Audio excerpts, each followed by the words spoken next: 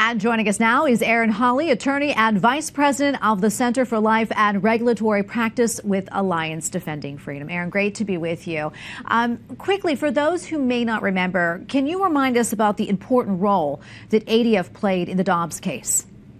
Sure, absolutely. Well, Alliance for Defending Freedom, where I work, was privileged to be on the legal team with Mississippi to come alongside them and support them in their historic effort to overturn Roe.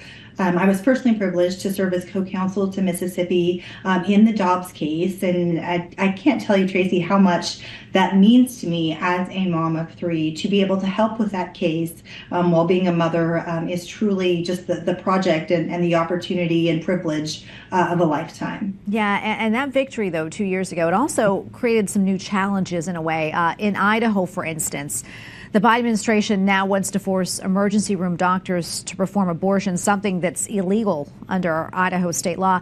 Erin, tell us a little bit more about this. I understand ADF is also assisting in this case. Absolutely. We're privileged here to help the state of Idaho defend its pro-life law.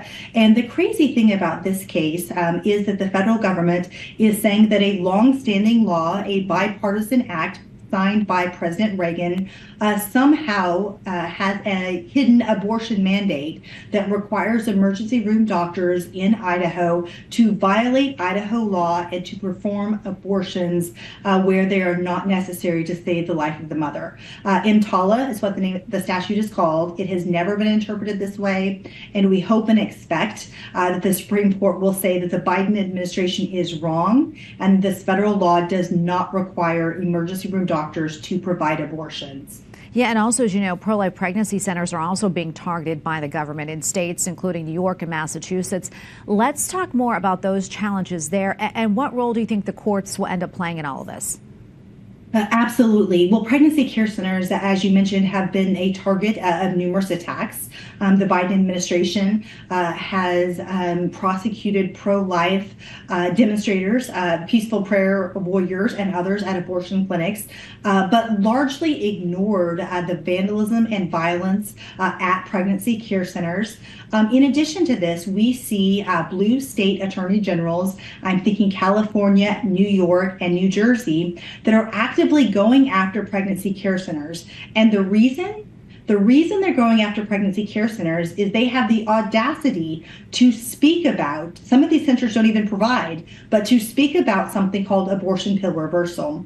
This is simply a progesterone treatment, something that's been around for 50 years to help women not have miscarriages.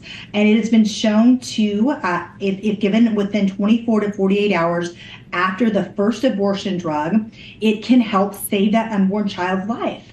But these, blue state attorney generals don't want women to know about this, don't want women to have the opportunity to change their mind and have the option of abortion pill reversal. And Erin, quickly, before I let you go, what's next for the pro-life movement in this post-Roe world? I think one of the most encouraging things about the pro-life movement currently is that every state that protects life has passed legislation, sometimes to the tens of millions of dollars, in support for women through their pregnancy and beyond. They really are stepping up to empower women to have true choice. Of course, much more is needed, but I find this to be the most encouraging thing since Dobbs. All right, we're going to leave it right there. Erin, thank you so much. Great to be with you today. God bless. Thanks for having me.